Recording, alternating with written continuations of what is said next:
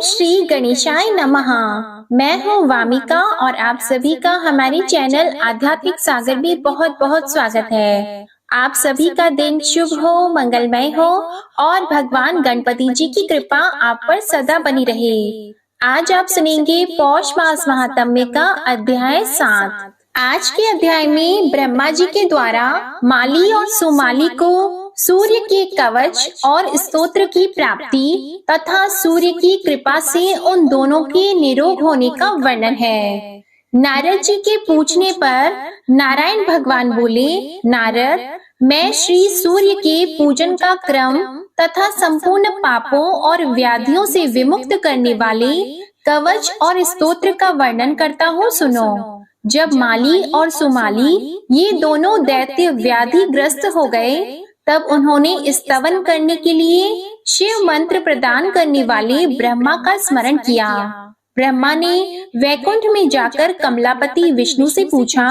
उस समय शिव भी वहीं श्री हरि के सन्निकट विराजमान थे। ब्रह्मा बोले, हरे, माली और सुमाली दोनों दैत्य व्याधिग्रस्त हो गए हैं, अतः उनके रोग के विनाश का कौन सा उपाय है, यह बतलाइए। तब विष्णु ने कहा, ब्राह्मण, वे दोनों पुष्कर में जाकर वर्ष भर तक मेरे अंशभूत व्याधि हंता सूर्य की सेवा करें, इससे वे रोग मुक्त हो जाएंगे। तब शंकर जी ने कहा, जगदीश्वर, उन दोनों को रोग नाशक महात्मा सूर्य का स्तोत्र, कवच और मंत्र जो कल्प तरु के समान है, वो प्रदान कीजिए। ब्राह्मण, स्वयं श्री हरि तो सर्वस्व प्रदान करने वाले हैं और सूर्य रोग नाशक है, जिसका जो जो विषय है अपने विषय में ये दोनों संपत्ति प्रदायक हैं। इस प्रकार विष्णु और शिव की अनुमति पाकर ब्रह्मा उन दैत्यों के घर गए। तब दैत्यों ने उन्हें प्रणाम करके कुशल समाचार पूछा और बैठने के लिए आसन दिया। उन दैत्यों का शरीर गल गया था, उसमें से पीप और दुर्गंध निकल रही थी। आहार रहित होने के कारण वे चलने और फिरने में असमर्थ हो गए थे।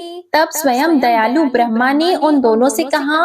ब्रह्मा जी बोले, वत्सो, तुम दोनों कवच, स्तोत्र और पूजा की विधि का क्रम ग्रहण करके पुष्कर में जाओ और वहाँ विनम्र भाव से सूर्य का भजन करो। उन दोनों ने कहा, ब्राह्मण, किस विधि से और किस मंत्र से हम सूर्य का भजन करें, उनका स्तोत्र कौन सा है और कवच क्या है, वह सब हमें प्रदान कीजिए। तब ब्रह्मा ने कहा, वत्स, वहाँ त्रिकाल स्नान करके इस मंत्र से भक्ति पूर्वक भास्कर की भली भांति सेवा करने पर तुम लोग निरोग हो जाओगे। वह मंत्र इस प्रकार है, ओम ह्रीम नमो भगवते सूर्याय परमात्मने स्वाहा।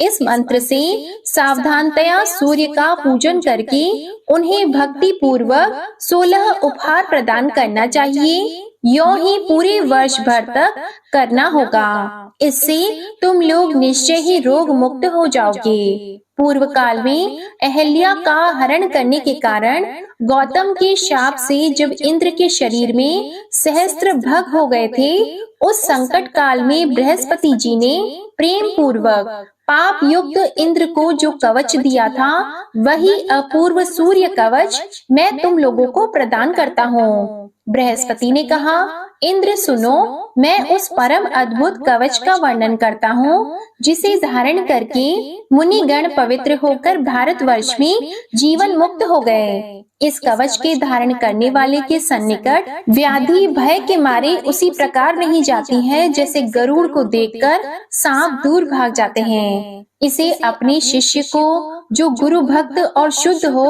बतलाना चाहिए, परंतु जो दूसरे के दुष्ट स्वभाव वाले शिष्य को देता है, वह मृत्यु को प्राप्त हो जाता है। इस जगत विलक्षण कवच के प्रजापति ऋषि हैं, गायत्री छंद है और स्वयं सूर्य देवता हैं। व्याधि नाश तथा सौंदर्य के लिए इसका विनियोग किया जाता है। यह सार स्वरूप कवच तत्काल ही पवित्र करने वाला और संपूर्ण पापों का विनाशक है। ह्रीम ओम क्लीम श्रीम श्री सूर्याय स्वाहा मेरे मस्तक की रक्षा करे। अष्टदशाक्षर मंत्र सदा मेरे कपाल को बचाएं। ओम ह्रीम ह्रीम श्रीम श्री सूर्याय स्वाहा मेरी नासिका को सुरक्षित रखे। सूर्य मेरे नेत्रों की, विकर्तन पुतलियों की, भास्कर होठों की और दिनकर दांतों की रक्षा करे। प्रचंड मेरे गंडस्थल की, मार्तंड कानों की, मिहिर स्कंधों का और पूषा जंघाओं का सदा पालन करे। रवि मेरे वक्ष स्थल की, स्वयं सूर्य नाभि की और सर्वदेव नमस्कृत कंकाल की सदा देख रेख करें। बृंद हाथों की, प्रभाकर पैरों की और सामर्थ्यशाली विभाकर मेरे सारे शरीर को निरंतर सुरक्षित रखें। वत्स, यह जगत द्विलक्षण नामक कवच अत्यंत मनोहर तथा त्रिलोकी में परम दुर्लभ है। इसे मैंने तुम्हें बता दिया। पूर्व काल में पुलस्त्य ने पुष्कर क्षेत्र में प्रसन्न होकर इसे मनु को दिया था, वही मैं तुम्हें दे रहा हूँ। इसे तुम जिस किसी को मत दे देना। इस कवच की कृपा से तुम्हारा रोग नष्ट हो जाएगा और तुम निरोग तथा श्री संपन्न हो जाओगे, इसमें संशय नहीं है। 1,00,000 वर्ष तक हविष्य भोजन से मनुष्य को जो फल मिलता है, वह फल निश्चय ही इस कवच के धारण से प्राप्त हो जाता है। इस कवच को जाने बिना जो मूर्ख सूर्य की भक्ति करता है, उसे 10,00,000 जप करने पर भी मंत्र सिद्धि नहीं प्राप्त होती। ब्रह्मा ने कहा, वत्स, इस कवच को धारण करके सूर्य का स्तवन करने पर तुम लोग रोग मुक्त हो जाओगे, यह निश्चित है। वत्स, मैंने इस स्तव राज का वर्णन कर दिया।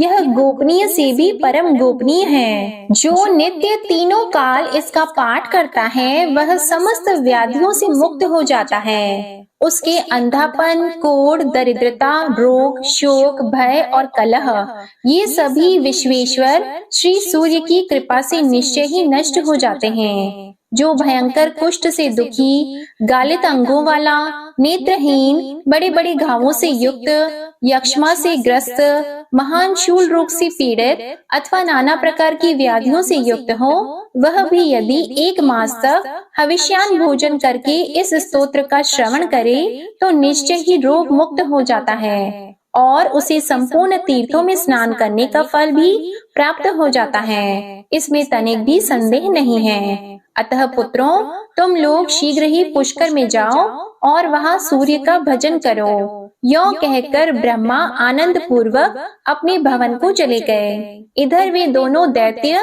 सूर्य की सेवा करके निरोग हो गए। वत्स नारद, इस प्रकार मैंने तुम्हारे पूछे हुए विघ्नेश्वर के विघ्न का कारण और सर्व विघ्नहर सूर्य कवच और सूर्य स्तव आदि सुना दिए।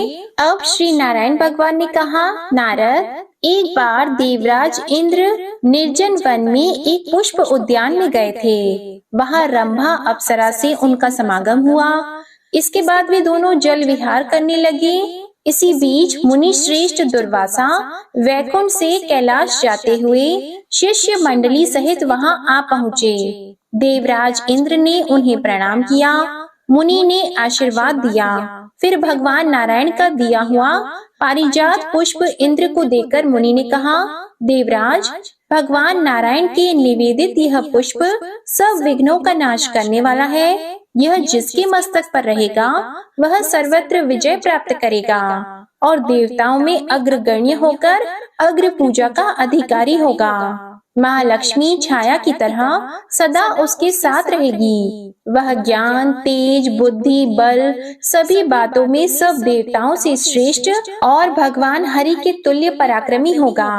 परंतु जो पामर अहंकार वश भगवान श्री हरि के निवेदित इस पुष्प को मस्तक पर धारण नहीं करेगा, वह अपनी जाति वालों के सहित श्री भ्रष्ट हो जाएगा। इतना कहकर दुर्वासा जी शंकरालय को चले गए। इंद्र ने उस पुष्प को अपने सिर पर न धारण करके ऐरावत हाथी के मस्तक पर रख दिया।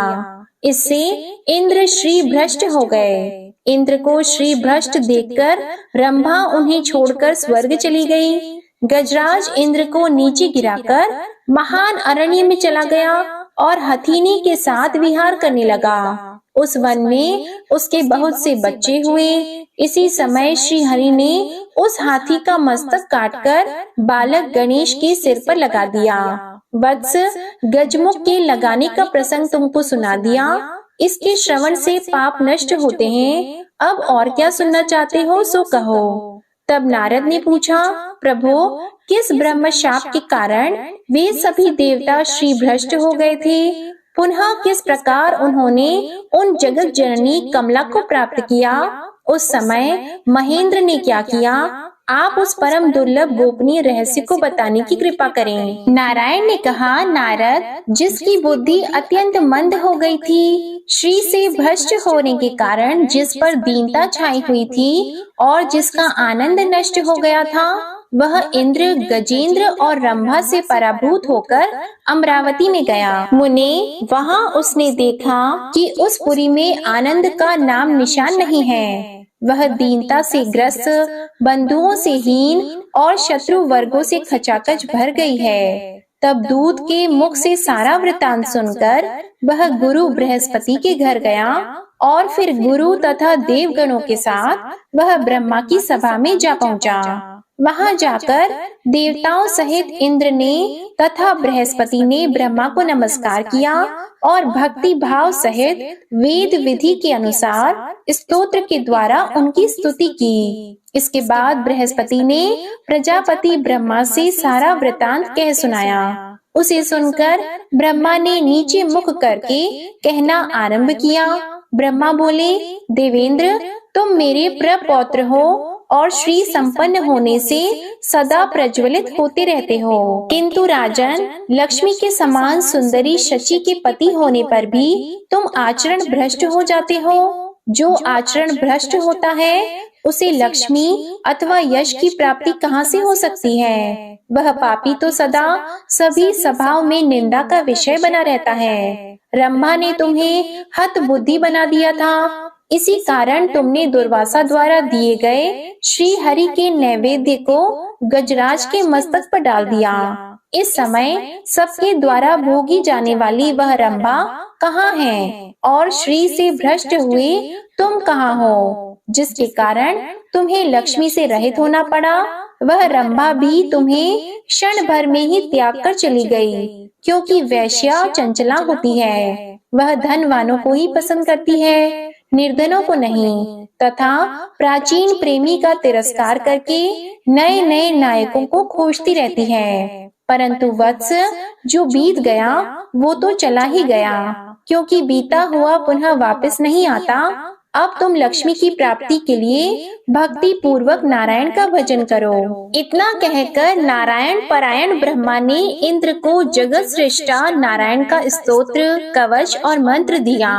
तब इंद्र देवताओं तथा गुरु के साथ पुष्कर में जाकर अपने अभिप्सित मंत्र का जप करने लगे और कवच ग्रहण करके उसके द्वारा श्री हरि की स्तुति में तत्पर हो गए। इस प्रकार पुण्यदायक शुभ भारत वर्ष में 1 वर्ष तक निराहार रहकर लक्ष्मी की प्राप्ति के हेतु उन्होंने लक्ष्मीपति की सेवा की। तब श्री हरि ने प्रकट होकर इंद्र को मनोवांछित वर तथा लक्ष्मी का स्तोत्र, कवच और ऐश्वर्य वर्धक मंत्र प्रदान किया। मुने, यह सब देकर श्री हरि तो वैकुंठ को चले गए और इंद्र क्षीर सागर पर पहुँचे। वहाँ उन्होंने कवच धारण कर स्तोत्र के द्वारा स्तवन करके लक्ष्मी को प्राप्त किया। इसके बाद देवराज इंद्र ने शत्रु को जीतकर अमरावती को अपने अधिकार में कर लिया। इसी प्रकार सभी देवता एक एक करके अपने इच्छित स्थान को प्राप्त हुए। अब नारद जी ने पूछा, हरि के अंश से उत्पन्न हुए महाभाग नारायण, आपकी कृपा से मैंने गणेश का सारा शुभ चरित्र सुन लिया, किंतु ब्राह्मण विष्णु ने उस बालक के धड़ पर गजराज के 2 दांतों वाले मुख को जोड़ा था। फिर वह शिशु एक दंत कैसे हो गया? उसका वह दूसरा दांत कहाँ चला गया? वह प्रसंग बताने की कृपा कीजिए, क्योंकि आप सर्वेश्वर, सर्वज्ञ, कृपालु और भक्त वत्सल हैं। तो इसके बाद जो कुछ भी नारायण भगवान ने नारद जी से कहा, इसका वर्णन आप अगले अध्याय में सुनेंगे। प्रिय भक्त जनों, अब आप सुनिए श्रीमद् भगवद गीता का महात्म्य 7। भगवान शिव कहते हैं, हे पार्वती, अब मैं 7वें अध्याय का महात्म्य बतलाता हूँ, जिसे सुनकर कानों में अमृत राशि भर जाती है। पाटलिपुत्र नामक एक दुर्गम नगर है। जिसका द्वार बहुत ही ऊंचा है, उस नगर में शंकुकर्ण नामक एक ब्राह्मण रहता था। उसने वैश्यवृत्ति का आश्रय लेकर बहुत धन कमाया, किंतु न तो कभी पितरों का तर्पण किया और न देवताओं का पूजन। वह धन उपार्जन में तत्पर होकर राजाओं को ही भोज दिया करता था। एक समय की बात है, उस ब्राह्मण ने अपना चौथा विवाह करने के लिए पुत्रों और बंधुओं के साथ यात्रा की। मार्ग में आधी रात के समय जब वह सो रहा था, तब एक सांप ने कहीं से आकर उसकी बाह में काट लिया।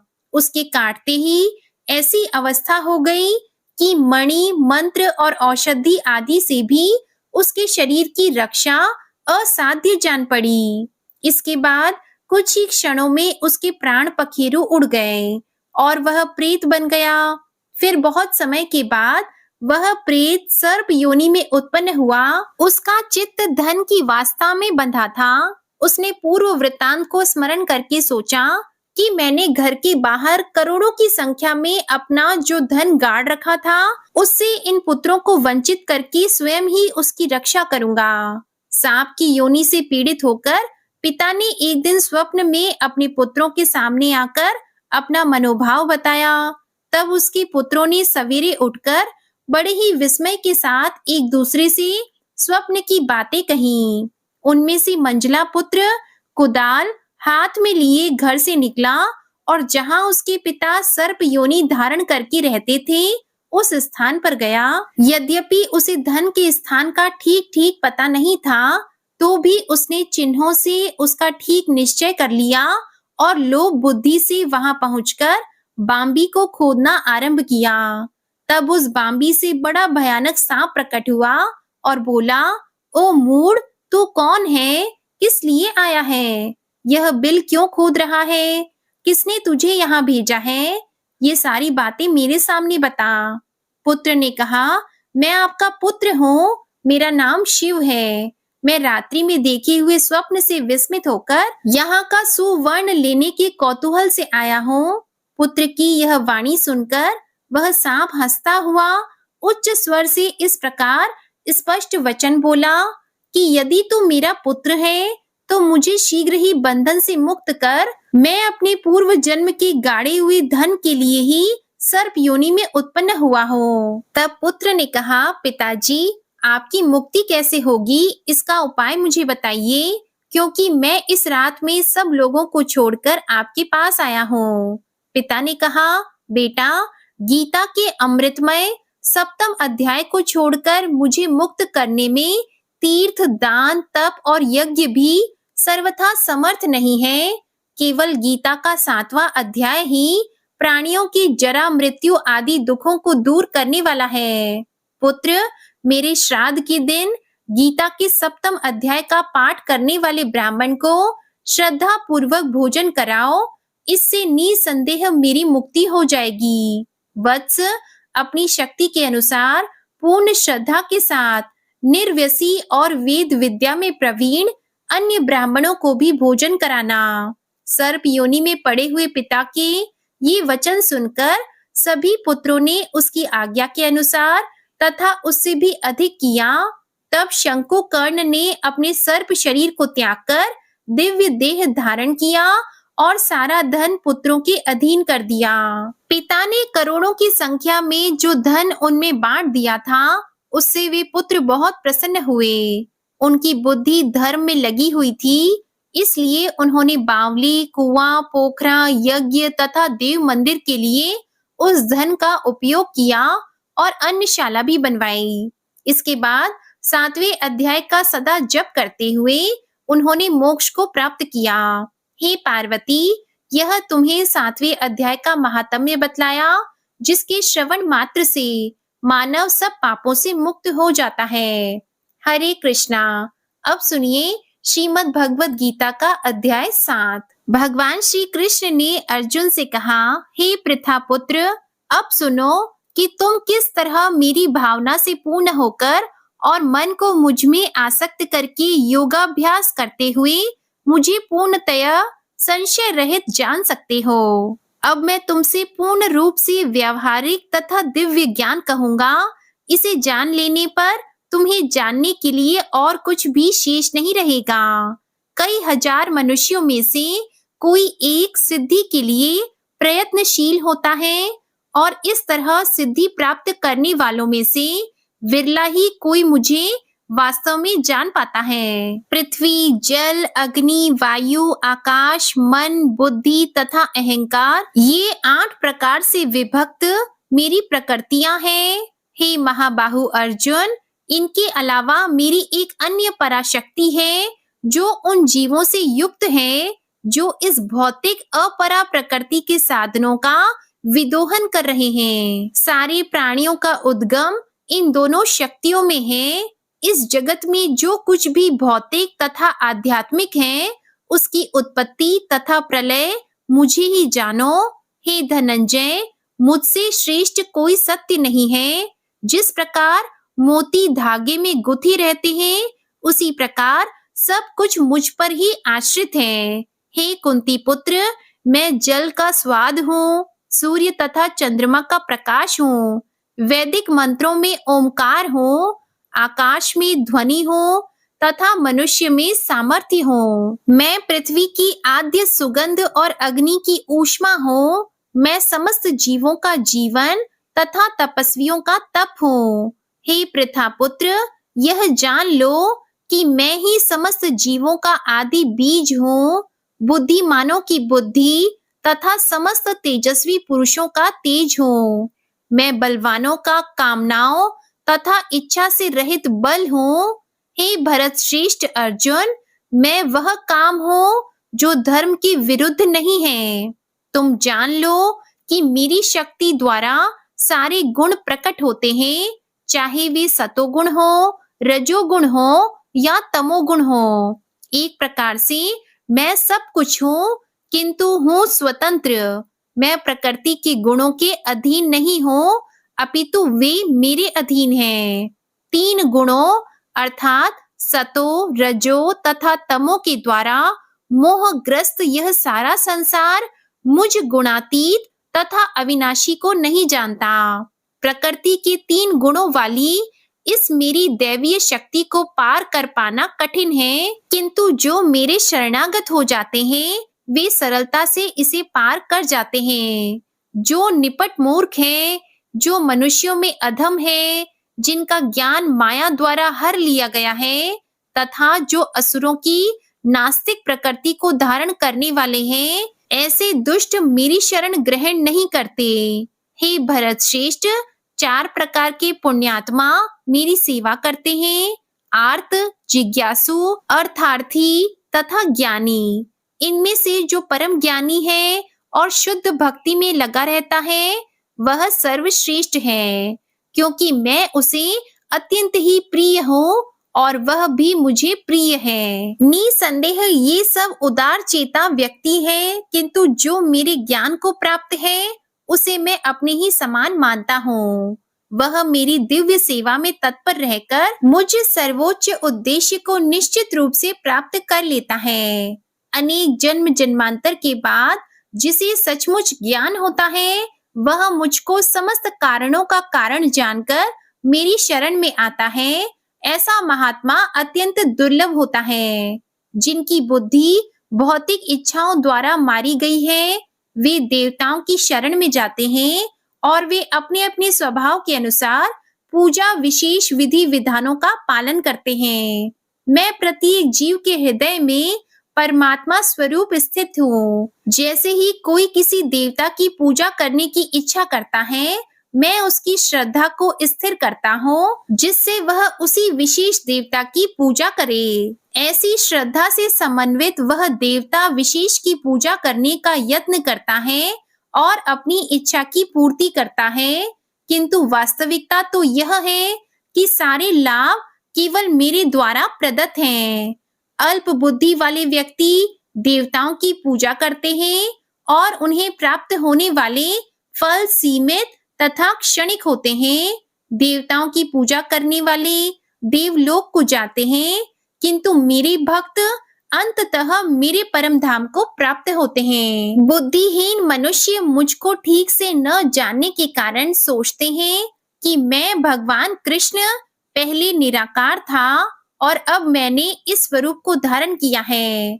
वे अपने अल्प ज्ञान के कारण मेरी अविनाशी तथा सर्वोच्च प्रकृति को नहीं जान पाते। मैं मूर्खों तथा अल्पज्ञों के लिए कभी भी प्रकट नहीं हूँ। उनके लिए तो मैं अपनी अंतरंगा शक्ति द्वारा आच्छादित रहता हूँ। अतः वे यह नहीं जान पाते कि मैं अजन्मा तथा अविनाशी हूँ। हे अर्जुन, श्री भगवान होने के नाते मैं जो कुछ भूतकाल में घटित हो चुका है, जो वर्तमान में घटित हो रहा है और जो आगे होने वाला है, वह सब कुछ जानता हूँ। मैं समस्त जीवों को भी जानता हूँ, किंतु मुझे कोई नहीं जानता। हे भरतवंशी, हे शत्रु विजेता, समस्त जीव जन्म लेकर इच्छा तथा घृणा से उत्पन्न द्वंद्वों से मोहग्रस्त होकर मोह को प्राप्त होते हैं। जिन मनुष्यों ने पूर्व जन्मों में तथा इस जन्म में पुण्य कर्म किए हैं और जिनके पाप कर्मों का पूर्णतया उच्छेदन हो चुका होता है, वे मोह के द्वंद्वों से मुक्त हो जाते हैं और संकल्प पूर्वक मेरी सेवा में तत्पर होते हैं। जो जरा तथा मृत्यु से मुक्ति पाने के लिए यत्नशील रहते हैं, वे बुद्धिमान व्यक्ति मेरी भक्ति की शरण ग्रहण करते हैं। वे वास्तव में ब्रह्मा हैं, क्योंकि वे दिव्य कर्मों के विषय में पूरी तरह से जानते हैं। जो मुझ परमेश्वर को मेरी पूर्ण चेतना में रहकर मुझे जगत का, देवताओं का तथा समस्त यज्ञ विधियों का नियामक जानते हैं, वे अपनी मृत्यु के समय भी मुझ भगवान को जान और समझ सकते हैं। हरे कृष्णा। श्रीमद् भगवद गीता का अध्याय 7 संपूर्ण हुआ। प्रिय श्रोताओं, आइए अब गजेंद्र मोक्ष स्तोत्र का पाठ करते हैं। इस माह में गजेंद्र मोक्ष स्तोत्र पढ़ने मात्र से जहाँ सभी प्रकार के ऋण कर्ज से मुक्ति मिलती है, वहीं 10 दिशाओं से शुभ फल दिलाने में भी सक्षम है। इस स्तोत्र का जाप करने से जीवन में किसी भी प्रकार की परेशानी से मुक्ति मिल जाती है। इस स्तोत्र में हाथी और मगरमच्छ के साथ हुए युद्ध का वर्णन किया गया है और गजेंद्र जब युद्ध से हार जाता है तो भगवान श्री हरि विष्णु का ध्यान करके उनकी स्तुति करता है और उस स्तुति से प्रसन्न होकर भगवान श्री हरि विष्णु आते हैं और उसे मोक्ष प्रदान करते हैं।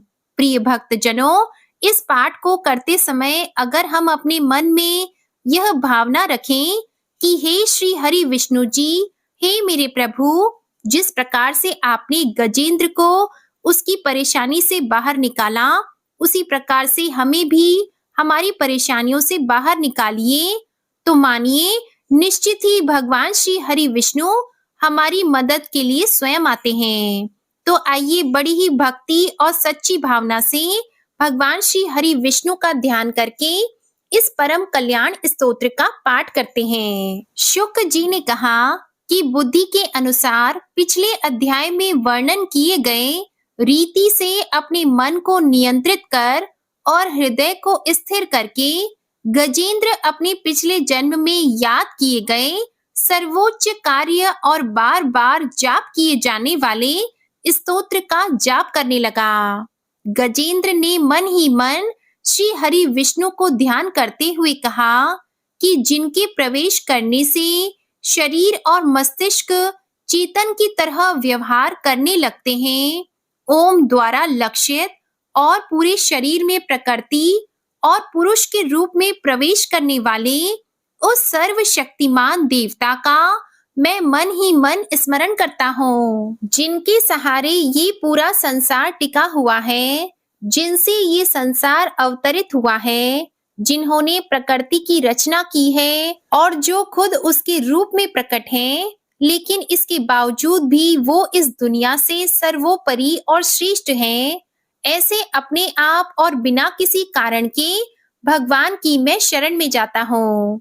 अपने संकल्प शक्ति के बल पर अपने ही स्वरूप में रचित और सृष्टि काल में प्रकट एवं प्रलय में अप्रकट रहने वाले इस शास्त्र प्रसिद्धि प्राप्त कार्य कारण रूपी संसार को जो बिना कुंठित दृष्टि के साक्षी रूप में देखते रहने पर भी लिप्त नहीं होते, चक्षु आदि प्रकाशकों के परम प्रकाशक प्रभु आप मेरी रक्षा करें। बीतते गए समय के साथ तीनों लोकों और ब्रह्म आदि लोकपालों के पंचभूत में प्रवेश कर जाने पर और पंचभूतों से लेकर महत्वपूर्ण सभी कार्यों के उनकी परम करुणा स्वरूप प्रकृति में मग्न हो जाने पर उस समय दुर्गे और घोर अंधकार रूपेण प्रकृति से ही बच रही थी।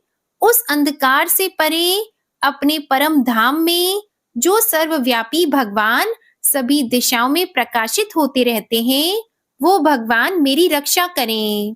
विभिन्न नाट्य रूपों में अभिनय करने वाले और उस अभिनेता के वास्तविक स्वरूप को जिस प्रकार से साधारण लोग भी नहीं पहचान पाते, उसी तरह से सत्व प्रधान देवता और महर्षि भी जिनके स्वरूप को नहीं जान पाते, ऐसे में कोई साधारण प्राणी उनका वर्णन कैसे कर सकता है। ऐसे दुर्गम चरित्र वाले भगवान मेरी रक्षा करें। अनेकों शक्ति से मुक्त सभी प्राणियों को आत्म बुद्धि प्रदान करने वाले, सबके बिना कारण हेत और अतिशय साधु स्वभाव ऋषि मुनि जन, जिनके परम स्वरूप को देखने की इच्छा के साथ वन में रहकर अखंड ब्रह्मचार्य तमाम अलौकिक व्रतों को नियमों के अनुसार पालन करते हैं, ऐसे प्रभु ही मेरी गति है।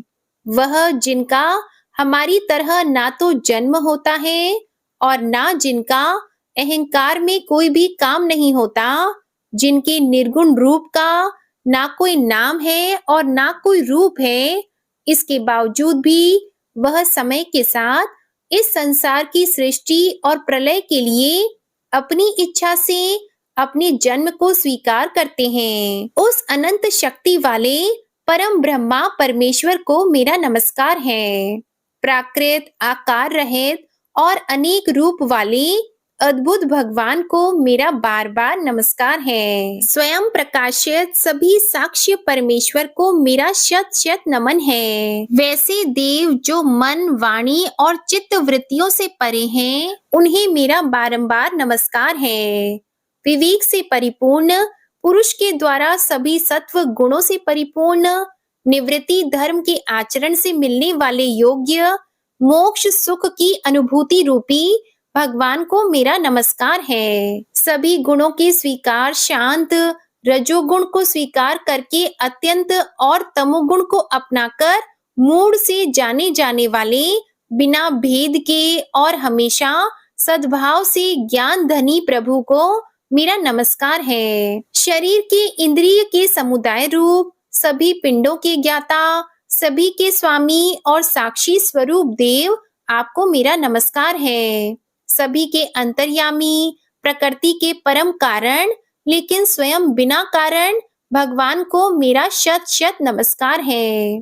सभी इंद्रियों और सभी विषयों के जानकार, सभी प्रतीतियों के कारण रूप, संपूर्ण जड़ प्रपंच और सबकी मूलभूता अविद्या के द्वारा सूचित होने वाले और सभी विषयों में अविद्या रूप से भासने वाले भगवान को मेरा नमस्कार है। सबके कारण, लेकिन स्वयं बिना कारण होने पर भी बिना किसी परिणाम के होने की वजह से अन्य कारणों से भी विलक्षण कारण, आपको मेरा बार बार नमस्कार है।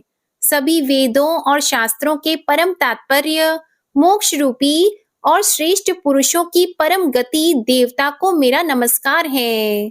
वह जो त्रिगुण रूपों में छिपी हुई ज्ञान रूपी अग्नि है, वैसे गुणों में हलचल होने पर जिनके मन मस्तिष्क में संसार को रचने की वृत्ति उत्पन्न हो उठती हो और जो आत्मा तत्व की भावना के द्वारा विधि निषेध रूप शास्त्र से भी ऊपर उठे हो, जो महाज्ञानी महात्माओं में स्वयं प्रकाशित हो रहे हो, ऐसे भगवान को मेरा नमस्कार है। मेरे जैसे शरणागत पशु के समान जीवों की अविद्या रूप फांसी को पूर्ण रूप से काट देने वाले परम दयालु और दया दिखने में कभी भी आलस नहीं करने वाले भगवान को मेरा नमस्कार है।